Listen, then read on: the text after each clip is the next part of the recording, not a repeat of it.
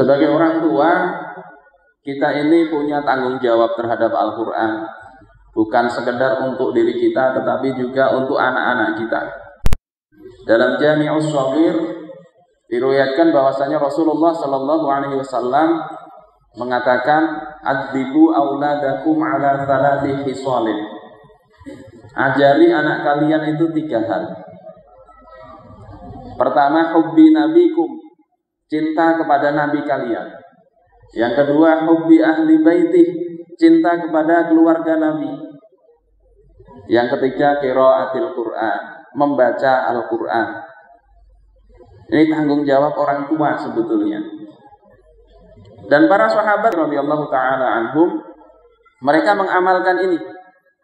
Sebagaimana dikatakan oleh Sa'ad bin Abi Waqqas radhiyallahu anhu di dalam kitab Nurul Yaqin, beliau katakan, kunna nu'allimu auladana, adalah kami itu mengajari anak-anak kami siratar Rasul wa maghazih, sirah atau kehidupan Rasulullah, kisah-kisah Rasulullah, tentunya kisah yang benar, wa maghazih, dan juga peperangan yang diikuti oleh Rasulullah, di mana beliau selama hidup di Madinah mengikuti 27 kali ghazwah, ikut dalam pasukan 27 kali 10 tahun itu.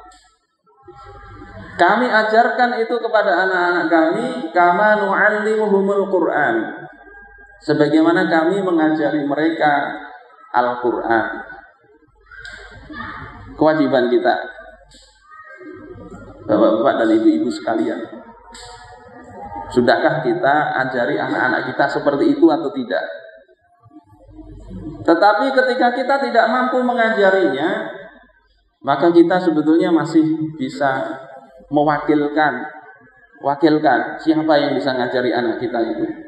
Ini tanggung jawab kita. Jangan sampai ada sarjana, doktor, tapi baca Al-Quran nggak bisa, apalagi kemudian memahami isi kandungannya. Itu musibah bagi keluarga kaum muslimin, musibah. Terus bagaimana mengajari Al-Quran itu? Kita perlu untuk mengkajinya juga. Pelajaran ini perlu disesuaikan juga dengan usia anak kita. Syekh Abu Zahra membagi periode anak itu kan, ada yang pertama level as-sobi, masih bayi, masih anak-anak, usia dari lahir sampai usia 7 tahun. Itu pola pendidikannya berbeda. Yang kedua, fase mumayyiz atau tamyiz, yakni usia 7 sampai 10 tahun. 7 sampai 10 tahun. Bagaimana mengajarinya? Enggak bisa kita samakan semuanya, tidak bisa. Yang ini kalau di dalam psikologi barat disebut dengan fase operasi konkret. Yakni usia 7 tahun sampai 11 tahun kalau dalam psikologi barat. Dalam Islam ini fase mumayyiz. Nah, dalam fase ini sebetulnya yang paling menonjol dan dominan harus diajarkan kepada anak-anak kita selain masalah adab itu adalah mereka saat-saat punya kekuatan di dalam menghafal yang lebih kuat hafalannya, sehingga usia-usia seperti itulah fokus sebetulnya menghafal Al-Quran bisa. Usia-usia itu, usia-usia SD menghafal Al-Quran. Sehingga banyak dulu para ulama setelah lulus SD itu selesai hafalan Al-Quran mereka. Tapi problem kita memang bukan orang Arab yang berbahasa Arab, sehingga agak susah menghafalnya. Kemudian masuk pada tahap kedua, itu adalah tahap, kalau dalam bahasa Arabnya itu fase murahid. Orang barat katakan masa puber, usia 11 sampai 14 tahun. 10 sampai 14 tahun kalau dalam Islam. Ini kalau dalam psikologi barat disebut dengan fase operasi formal. Saat anak-anak itu sudah mulai terbuka pikirannya, nalarnya sudah mulai muncul. Sehingga kalau anak-anak kita masuk usia seperti itu, usia-usia SMP itu, maka hendaknya sudah harus dilatih mereka itu menalar. Nggak cukup menghafal. Akan jadi problem ketika anak-anak ini menghafal terus. tapi penalarannya tidak terasah. Menalar ini penting. Ibarat menghafal itu kita mengumpulkan semua bahan makanan, maka menalar ini adalah bagaimana kita menyajikannya. Bagaimana kita menggabungkan berbagai macam bahan makanan tadi sehingga menjadi satu hidangan yang lezat. Ini perlu penalaran, perlu untuk anak-anak diajak mikir, bukan sekedar menghafal. Kalau salah-salah menghidangkan ya seperti tadi bikin nasi goreng akhirnya direbus. Bikin nasi goreng direbus. Salah prosedur. Kalau masih kaitannya dengan memasak masih mending, masih bisa dinikmati. Tapi kalau ini memahami agama, bahaya. Kita bisa dapati kadang orang-orang masa pubernya ini terlambat, mikirnya terlambat sehingga sudah tua baru mikir. Akhirnya kemudian muncul hal-hal yang nggak benar itu.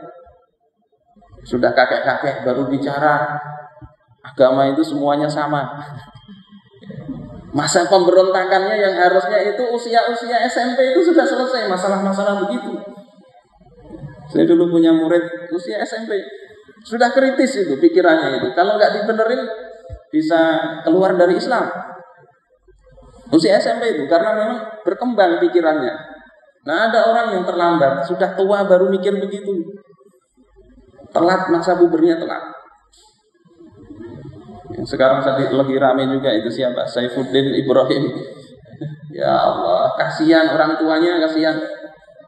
Kenapa baru usia seperti itu baru muncul pikiran begitu? Kalau usia-usia SMP belajar diselesaikan. Ini penalaran ini penting. Suatu ketika Imam Asy-Syafi'i beliau ditanya bagaimana hukum membunuh zulbur. Zulbur itu tawon yang menyengat oleh orang yang berihram. Kita tahu orang yang berihram tidak boleh membunuh binatang. Tapi kalau ada lebah yang menyengat, ini apakah boleh dibunuh atau tidak? Bagaimana? Ada nggak dalilnya dalam Al-Quran? Sekarang kan orang seperti itu kan, ada apa-apa. Oh itu nggak ada dalam Al-Quran. Allah nggak ada dalam Al-Quran. Apalagi itu sholat 5 waktu nggak ada dalam Al-Quran. Semuanya seolah-olah mencari nas secara tekstual. Ini orang-orang yang terlambat tadi masa pubernya tadi harusnya mikir itu sudah selesai saat usia murahik tadi. Imam Asy-Syafi'i kemudian mengatakan ada dalam Al-Quran itu dalil untuk menghukumi orang membunuh tawon penyengat itu. Apa? Dalilnya beliau katakan wa ma atakumur rasulu fakhudhuhu wa ma nahakum anhu fantahu. Apa yang Rasul berikan terima, apa yang Rasul larang tinggalkan. Apa hubungannya dengan tawon juga? Dalilnya itu satu. Kemudian Rasulullah SAW mengatakan, ikuti 2 orang setelahku, yakni Abu Bakar dan Umar. 2. Masih belum ketemu tawonnya di mana. Kemudian beliau menyampaikan riwayat bahwasanya Umar bin Khattab itu menyuruh orang yang berihram untuk membunuh tawon. Selesai masalah. Jadi pertama Al-Qur'annya dapat, Al-Qur'an merujuk kepada As-Sunnah, As-Sunnah merujuk kepada perbuatan Umar bin Khattab radhiyallahu taala. Ini kalau di dalam bab logika itu masuk silogisme, hipotetik, teorinya begitu. Tapi itu oleh Imam Asy-Syafi'i walaupun tanpa tahu nama teorinya beliau praktekkan. Dan banyak kisah-kisah yang lain yang para ulama dulu itu usia belasan tahun itu sudah mulai mikir menghubungkan satu kejadian dengan kejadian yang lain, satu ayat dengan ayat yang lain. Mudah-mudahan kita semuanya bisa mendidik anak-anak kita, mewakilkannya kepada orang-orang yang memang mampu mendidiknya dengan baik, sehingga anak-anak kita menjadi generasi yang memahami kitabullah lebih baik daripada kita bapak-bapaknya ini. Mudah-mudahan bermanfaat. Wassalamualaikum warahmatullahi wabarakatuh.